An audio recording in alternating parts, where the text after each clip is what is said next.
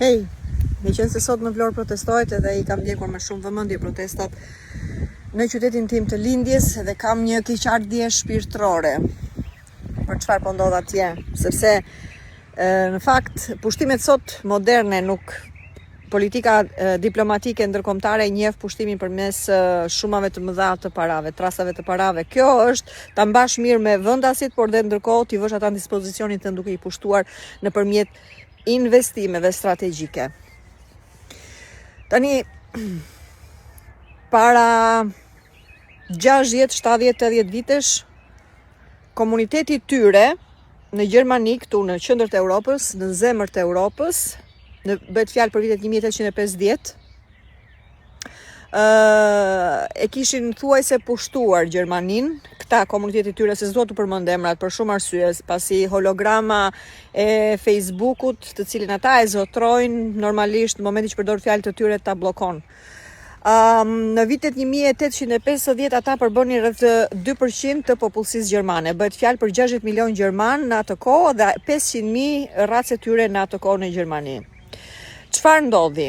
Ata kapën të gjitha mediat, kapën teatrin dhe kinematografin filmike.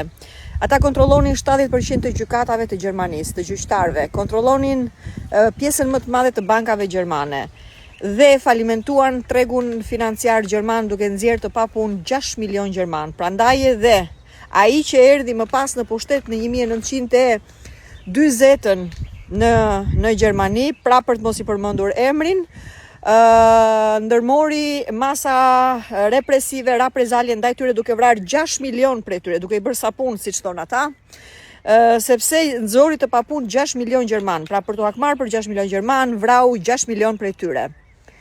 Rënoi tregun financiar gjerman, rënoi median gjermane, rënoi gjykatat gjermane dhe kapi Gjermanin. Prandaj dhe hakmarrja e gjermanëve në atë kohë ishte shumë e madhe ndaj tyre.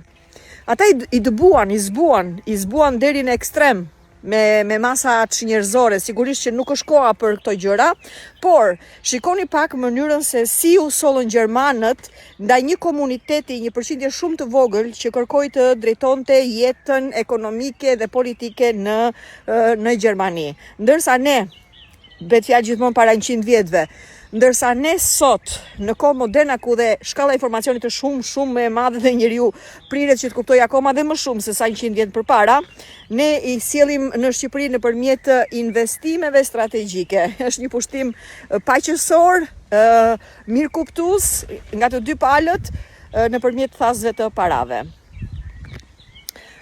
Qëndresa, rezistenca është gjëja më e mirë në këtë kohë. Qëndresa dhe rezistenca, bota demokratike e njeh alternativën e protestës, nuk duhen lejuar gjithsesi. Asesi nuk duhen lejuar që në Vlorë të ndodhë ajo që po ndodh. Dhe nuk është rastësisht në Vlorë, kur fqinjet tanë kanë me mira ishuj, Kroacia ka mbi 1.000 ishuj, Greqia ka mbi 1.000 ishuj. Pse pikërisht, pyetja është, pse pikërisht u zgjodh Vlora me një ishull të vetëm? Pse?